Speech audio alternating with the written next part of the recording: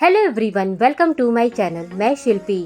आज मैं आपके साथ जो रेसिपी शेयर करूंगी वो है उड़द दाल की बड़ी, जिसे बहुत सारी सब्जियों में डाला जाता है, जिससे वो सब्जी और भी टेस्टी लगती है। और केवल आलू और बड़ी की सब्जी भी आप बनाइए, वो भी काफ़ी टेस्टी लगती है। ये बड़ियाँ मई जून के महीने में ख़ास तौर पर बनाई जाती है, क्योंकि इन महीनों में काफ़ी तेज़ धूप होती है, तो ये बड़ियाँ बहुत जल्दी सूख जाती है। और जब आपको कोई सब्ज़ी ना समझ में आए बनाने के लिए, तो फिर आप इसकी सब्ज़ी बना सकते हैं। तो चलिए देख लेते हैं इसकी रेसिपी।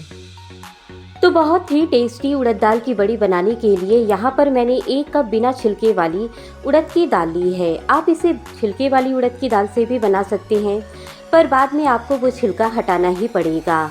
अब इस दाल को मैं एक बड़े बोल में ट्रांसफ़र कर देती हूँ। अब चलिए इस दाल को भिगोने से पहले अच्छे से पानी से 2 से 3 बार धो लेते हैं। इसे धोने के बाद भिगोने से इसमें जो भी गंदगी और धूल है वो निकल जाएगी। ये देखिए, ये जो सफ़ेद पानी आपको दिख रहा है वो दाल की धूल और गंदगी ही है। तो दाल को इसी तरह से हम 2 से 3 बार पानी से अच्छे से वॉश कर लेंगे। तो दाल अब हमारी वॉश हो गई है अच्छे से। अब इस दाल में ऊपर तक हम पानी डालेंगे ताकि ये दाल अच्छे से फूल जाए। अब इसे ढककर 5 से 6 घंटे के लिए ऐसे ही फूलने के लिए छोड़ देंगे, या फिर आप इसे ओवरनाइट भी छोड़ सकते हैं। 6 घंटे होने के बाद चलिए दाल को चेक करते हैं। और आप देखिए, दाल काफ़ी अच्छे से फूल गई है और जितनी दाल मैंने भिगोई थी उससे डबल ये दाल हो गई है। अब इस दाल को हमें फिर से 2 से 3 बार पानी से अच्छे से वॉश करना है। वॉश करने से दाल के ऊपर ये जो सफ़ेद झाग जैसा दिख रहा है वो चला जाएगा और दाल क्लीन हो जाएगी। जब तक हम दाल को 2 से 3 बार पानी से अच्छे से वॉश नहीं करेंगे, तब तक ये जो दाल में झाग जैसा दिख रहा है वो नहीं जाएगा। तो ये देखिए, दाल वॉश करने के बाद कितनी क्लीन हो गई है। अब इस दाल को एक मिक्सर जार में डालकर हम पीसेंगे। पुराने ज़माने में जब बड़ियाँ बनाई जाती थी तो दाल को सिल पर पीसा जाता था, पर अभी तो हमारे पास मिक्सी है तो इजीली ये सब काम हो जाता है। अब जार का ढक्कन लगाकर दाल को हमें हल्का दरदरा पीसना है, बिना पानी डाले। ज़रूरत पड़ने पर बस 2 से 3 चम्मच पानी इसमें आप डाल सकते हैं। तो दाल हमारी पिस गई है। मैं आपको दाल का टेक्सचर दिखाती हूँ। ये देखिए, दाल गीली नहीं होनी चाहिए। बस जैसे आप दही बड़े के लिए दाल को पीसते हैं वैसी ही दाल आपको पीसनी है। अब इस दाल को हम एक बड़े बर्तन में ट्रांसफ़र कर देंगे, क्योंकि अब इस दाल को हमें फेंटना है। तो फेंटने का काम किसी बड़े बर्तन में अच्छे से होता है, लेकिन दाल को फेंटने से पहले चलिए हम कुछ खड़े मसाले पीस लेते हैं।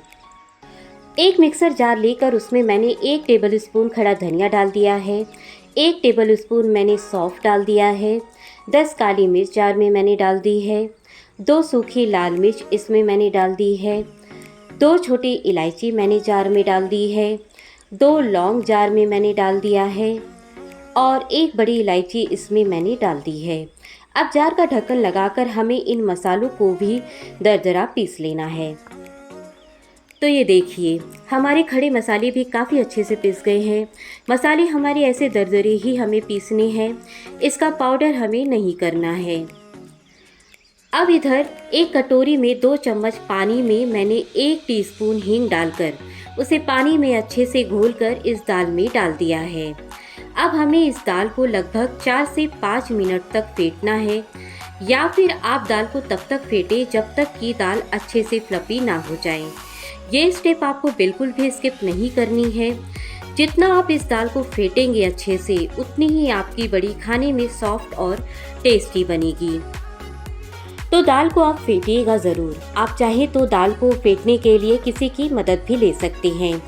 एक ही डायरेक्शन में आपको दाल को फेंटना है तब तक जब तक कि ये दाल हल्की ना हो जाए। वैसे तो ये बड़ियाँ मार्केट में भी आसानी से मिल जाती हैं, पर घर पर बनी बड़ी का टेस्ट ही अलग होता है और बहुत ही ईजिली ये बड़ियाँ आप घर पर बना सकते हैं।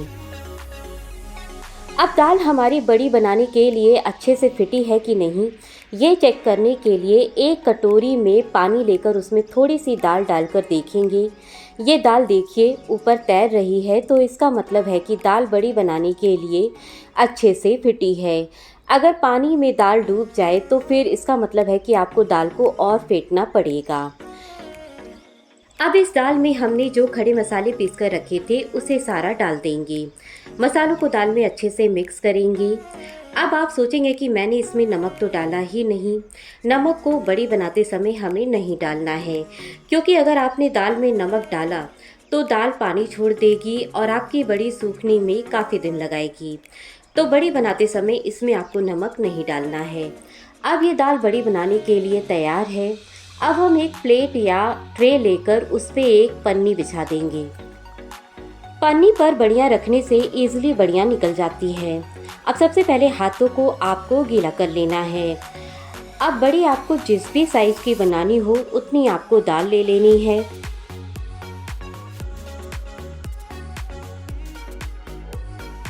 उंगलियों से इसे इस तरह से दबाना है। इससे क्या होगा कि इसमें एयर पास होगी।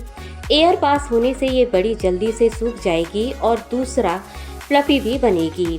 और अब इसे उल्टा करके इस तरह से प्लेट में हमें रख देना है। और अब इसी तरह से मैं बाकी की बड़ियाँ भी तैयार कर लूँगी।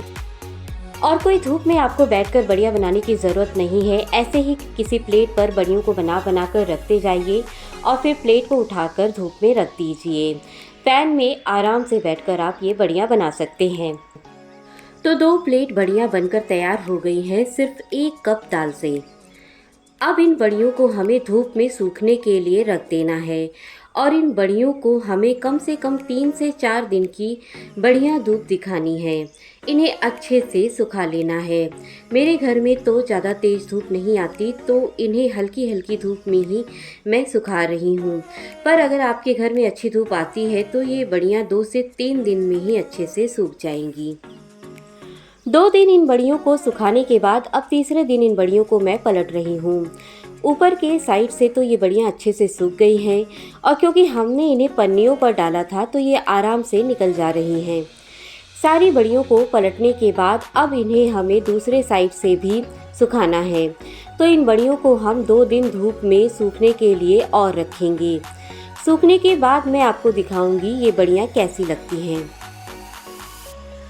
4 दिन धूप में अच्छे से बड़ियाँ सुखाने के बाद हमारी मसाला उड़द दाल बड़ी बनकर तैयार है।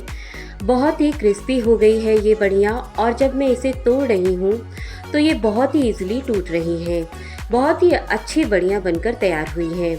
अब इन बड़ियों को हम एक जार में भर देंगे। बस इस बात का आप ध्यान रखिएगा कि जार में बिल्कुल भी मॉइस्चर नहीं होना चाहिए। जार अच्छे से सूखा होना चाहिए। आप इसे किसी सिरामिक के जार में, कांच के जार में या फिर किसी अच्छे प्लास्टिक के डब्बे में भी भर कर रख सकते हैं। इसे फ्रिज में रखने की कोई ज़रूरत नहीं है। इसे आप बाहर ही रख सकते हैं और साल भर तक ये बड़ियाँ आप इंजॉय कर सकते हैं। अब मेरी अगली वीडियो में मैं इन बड़ियों से सब्जी कैसे बनाती हैं वो रेसिपी आपके साथ शेयर करूँगी। तो जल्दी मैं आपसे फिर मिलूँगी। Thanks for watching.